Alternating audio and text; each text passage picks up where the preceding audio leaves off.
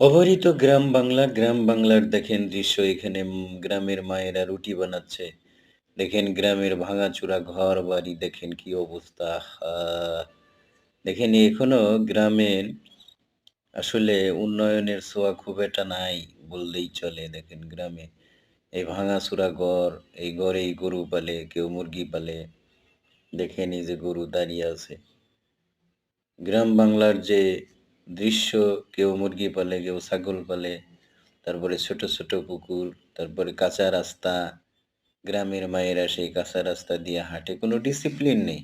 যে যেভাবে ঘর উঠান দরকার সেভাবেই ঘর উঠিয়ে রাখছে দেখেন। হ্যাঁ, হ্যাঁ। গ্রামের কি সুন্দর দৃশ্য দেখেন বন্ধুগণ। গ্রাম বাংলার যে অবারিত দৃশ্য সহ সবুজ শ্যামলা বাংলাদেশ। এই যে দেখেন চুলা, এই যে চুলা বানিয়ে রেখেছে।